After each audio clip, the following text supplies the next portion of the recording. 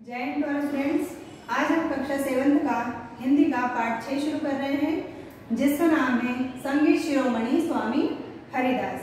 ये जो अकबर के दरबार में जो 9 रत्न थे, उनमें से जो तानसेन थे उनके गुरु हैं। क्या है, कौन है?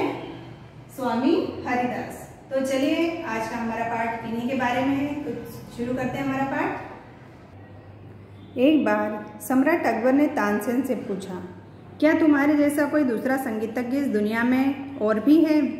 तो तानसेन ने कहा, हुजूर मैं किस गिनती में आता हूँ, है ना। तानसेन ने कहा कि मैं किस गिनती में आता हूँ, मैं तो कुछ भी नहीं हूँ, लेकिन वृंदावन में संगीत के साक्षात स्वरूप मेरे गुरु परम वीर राग संत श्री स्वामी हरिदास जी हैं। उनके सामने तो संगीत में मैं कुछ भी नहीं हूँ, है ना। जो तानसेन थे उनके गुरु कौन थे? स्वामी हरिदास, जो संगीत के सम्राट थे। चलिए, तो इन्हीं के बारे में हमारा पाठ आधारित है, तो शुरू करते हैं हमारा पाठ।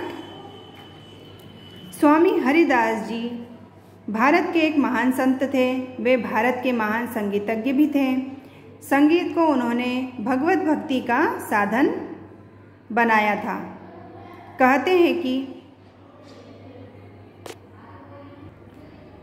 उनके रस में संगीत को सुनकर राधा कृष्ण स्वामी हरिदास जी के समक्ष प्रत्यक्ष हो जाते थे। मतलब वो संगीत के महान ज्ञाता थे। उन्हें संगीत की हर सुरताल का इतना अच्छा ज्ञान था। जब वो संगीत बजाते थे या सुनाते थे तो क्या होता था, जो राधा कृष्ण हैं, भगवान हैं, वो भी उनके सामने प्रत्यक्ष रूप से आ जाते थे, ऐसा कहते हैं लोग।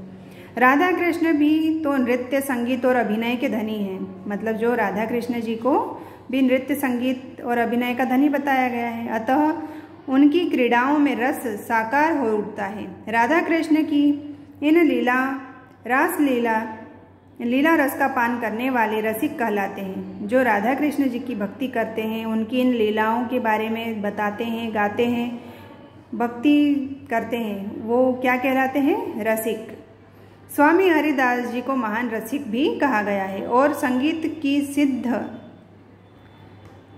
के कारण उन्हें गान कला गंधर्व की उपाधि दी गई है ना। एक उपाधि होती संगीतज्ञ के लिए। स्वामी हरिदास जी भारतीय संगीत के महान पुनरुद्धारक थे। शास्त्रीय संगीत राज दरबारों में राजाओं के विलास का माध्यम बन गया था। जो राजा महाराजा होते थे वो भी संगीत प्रिय थे, तो वो क्या करते थे, अपने विलास के लिए, मनोरंजन के लिए अपने दरबार में एक संगीतज्ञ को रखते थे जो उनका मनोरंजन करते थे। उसे स्वामी हरिदास जी ने अपने आराध्य राधा कृष्ण की उपासना से पवित्र कर दिया था। जो हरिदास जी थे उन्होंने क्या किया, उस भोग विलास से दूर उन्होंने उनकी राधा कृष्ण की भक्ति की और उनके ही भजन वो गाते थे और उनकी उपासना करते थे, जिससे कि संगीत को उन्होंने पवित्र किया।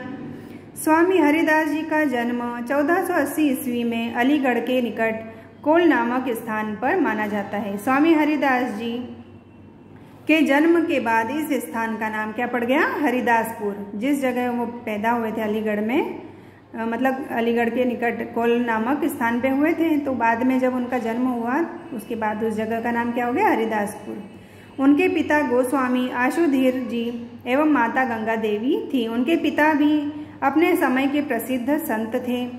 बचपन से ही स्वामी हरिदास जी अलौकिक गुण प्रकट होने लगे थे। राधा कृष्ण की भक्ति के गीत वे बचपन से ही गाने लगे थे। वे सदा संगीत में डूबे रहते थे। कहते हैं कि उनका विवाह भी हुआ, परंतु गृहस्थी की ओर उनका ध्यान ही नहीं था। वो तो सिर्फ राधा कृष्ण की भक्ति करना जानते थे, इसलिए उन्होंने अपना गृहस्थ जीवन भी नहीं जिया। हरिदास जी बड़े होकर वृंदावन की एक सघन रहित भूमि निधिवन निकुंज में आकर भजन साधना करने लगे। इनके त्याग और संगीत की चर्चा दूर दूर तक फैल गई। बड़े बड़े संत उनके दर्शनों के लिए निधिवन के द्वार पर प्रतीक्षा करते रहते थे। संगीत के क्षेत्र में न जाने कितने संगीतज्ञ स्वामी हरिदास जी को अपना गुरु मानते थे। ऐसे ही शिष्यों में से एक थे प्रसिद्ध संगीतज्ञ तानसेन, जो अकबर के दरबार में 9 रत्नों में से एक थे। बादशाह उनके संगीत पर जान देते थे। है ना, जो अकबर सम्राट थे उनके दरबार में थे तानसेन, 9 रत्नों में से एक। तो उन्होंने संगीत किससे सीखा? अपने गुरु हरिदास जी से। एक बार सम्राट अकबर ने तानसेन से पूछा, क्या तुम्हारे जैसा कोई और दूसरा संगीतज्ञ दुनिया में और भी है? तानसेन ने विनम्रता पूर्वक उत्तर दिया, हुजूर मैं किस गिनती में हूँ। तानसेन ने अपने आप को इस तरह से बताया कि मैं कुछ भी इसमें से गिनती में नहीं हूँ, मेरे से बड़े विद्वान और महान संगीतज्ञ हैं जो मेरे गुरु हैं। तो वृंदावन में संगीत के साक्षात स्वरूप परम वीर राग संत स्वामी हरिदास जी विराजते हैं, वे मेरे संगीत गुरु हैं। उनके सामने संगीत में मैं कुछ भी नहीं हूँ। तो स्वामी हरिदास जी को बुलाया जाए। फिर अकबर ने क्या आज्ञा दी कि हरिदास जी को बुलाया जाए दरबार में। अकबर ने बड़े कौतूहल से तानसेन से पूछा, नहीं हुजूर, वे सभी प्रकार की इच्छाओं से ऊपर हैं, पहुँचे हुए संत हैं, भला दरबार में उनको बुलाना क्या उचित होगा?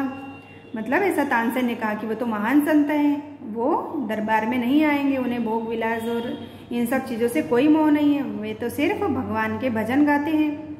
उनके दर्शनों के लिए तो वृंदावन ही जाना होगा, वह भी राजकीय वेश एवं सम्राट होने का अभिमान छोड़कर। तानसेन ने विनम्रता पूर्वक उत्तर दिया। दिन निश्चित किया गया। तानसेन के पीछे उनके भृत्य मतलब नौकर के वेश में सम्राट अकबर ने निधिवन निकुंज में प्रवेश किया। संत के चरणों में वे प्रणत हुए, मतलब कि प्रणाम किया, झुके। स्वामी हरिदास जी दिव्य पुरुष थे, उनसे कुछ भी छिपा नहीं था। उन्होंने तानसेन से कहा, एक राग श्री बिहारी जी को अर्पित करो, है ना। उन्होंने क्या कहा कि एक राग बिहारी जी को अर्पित करो। बिहारी जी मतलब श्री कृष्ण जी। वे अपने आराध्य राधा कृष्ण को बिहारी जी कहकर पुकारते थे। आज्ञा पाकर तानसेन गाने लगे, परंतु आज उनका संगीत जम नहीं रहा था। स्वामी हरिदास जी ने कहा, तानसेन क्या बात है, भगवान की सेवा तो शुद्ध राग से ही होनी चाहिए। तानसेन की जिज्ञासा देखकर स्वामी हरिदास जी ने अपने इष्ट की भावनाओं में डूबकर मल्हार राग गाया। मल्हार राग मतलब जिससे कि वर्षा हो जाती थी। यद्यपि उस समय भारी गर्मी थी, परंतु मल्हार राग गाने से चारों ओर से काले काले बादल उमड़ने लगे, हवा शीतल हो गई और झरझर वर्षा होने लगी।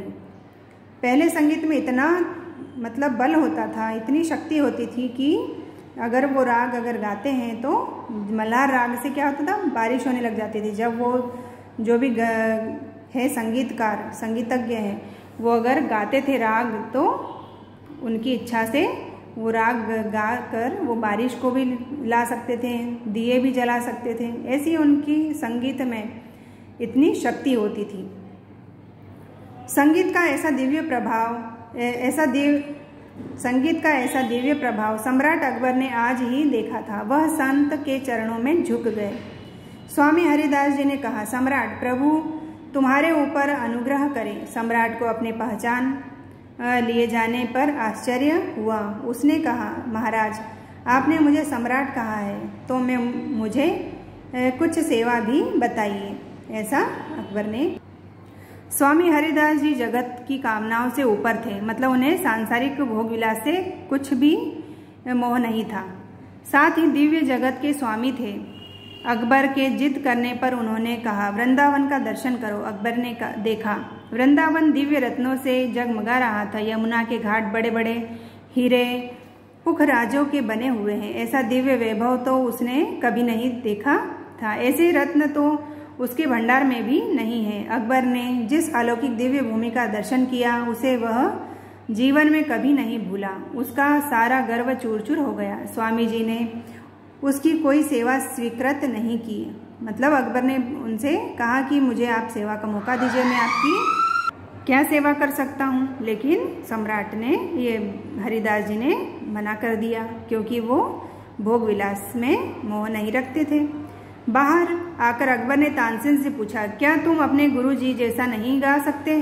तानसेन ने विनम्रता से कहा, सम्राट जिस कला का लक्ष्य जगत का धन वैभव पाना हो वह उतनी महान नहीं हो सकती। तानसेन क्या थे?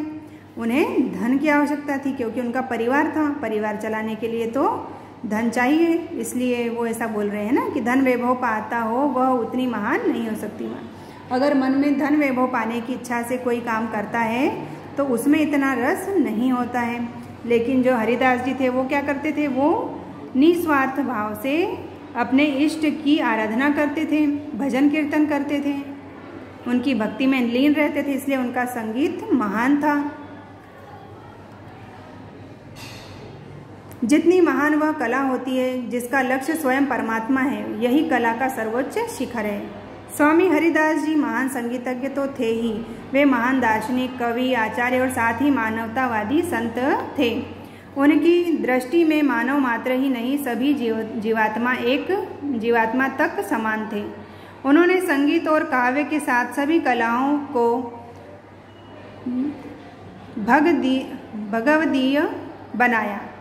ब्रज रासलीला के प्रवर्तक भी वही थे, जिसमें नृत्य, अभिनय, संगीत के साथ राधा कृष्ण की लीलाओं का आयोजन किया जाता है।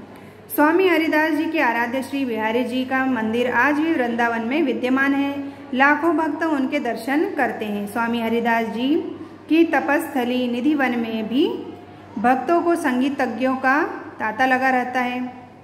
स्वामी हरिदास जी की जयंती पर यहाँ एक संगीत सम्मेलन भी होता है, जिसमें देश भर के संगीतज्ञ स्वामी हरिदास जी को अपनी संगीत श्रद्धांजलि अर्पित करते हैं।